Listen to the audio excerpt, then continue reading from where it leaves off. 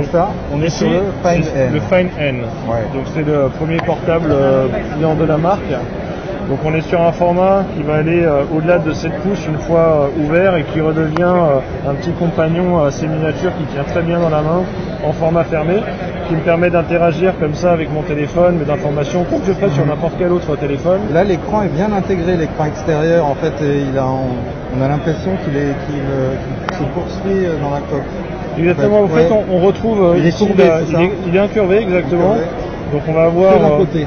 Sur un côté, puisque de l'autre côté on a la charnière. Ouais. Et on va retrouver en fait du coup le confort d'un écran plus en format un peu petite tablette quand on arrive à l'intérieur. Et donc si par exemple j'ai envie de consulter internet, alors là je suis pas connecté mais j'ai une précédente navigation qui permet d'avoir des informations en grand. J'ai envie de contempler des photos, photos de famille, je peux les avoir en grand format. On est sur quelle taille diagonale là Là on est à 7.4.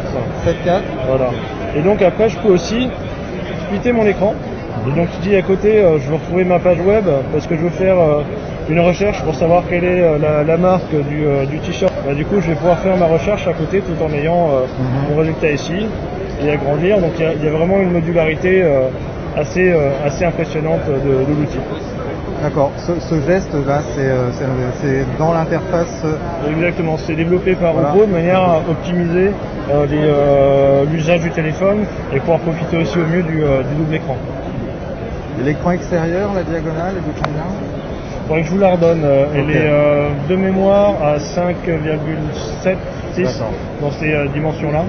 Parce que c'est un format qui est un format assez compact et large quand on le ferme, et en fait quand on le déplie ça devient vraiment quelque chose de beaucoup plus important. Beaucoup plus important.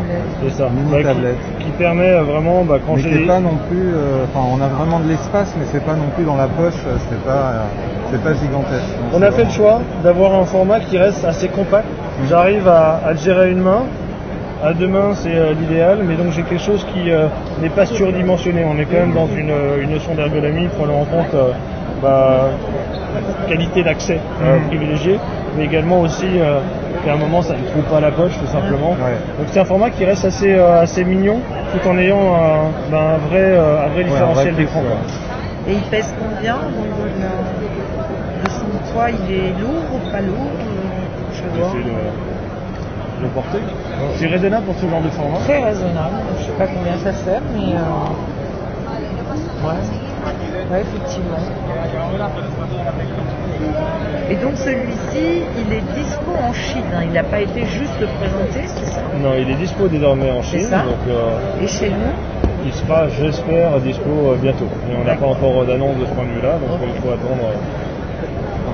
Et au niveau du pricing, vous savez déjà à peu près comment il va se situer C'est toujours difficile de faire des conversions, mais en tout cas, si on fait, on va prendre une sorte de fourchette, certains diront c'est un râteau, entre 1200 et 1500 euros. Si on fait un peu le calcul par rapport au prix chinois, on transpose les logiques de taxes, etc., européennes. Et au niveau de l'appareil photo derrière, vous avez mis combien de caméras ? Ici, on va retrouver des modules principal et module grand angle à 50 millions de pixels. On retrouve en fait ce qu'on a sur le Find X3 Pro, qui est actuellement, puisque le Find X5 va sortir officiellement en dispo magasin d'ici 3 semaines, 1 mois. Et donc en fait, ici, on retrouve le savoir-faire au moment où il a été lancé de notre tout haut de gamme de la série Find X précédente. Qui est ce qui se fait également de mieux en termes de photos. D'accord. Bon, on espère qu'il sortira rapidement en France. Une très belle bête.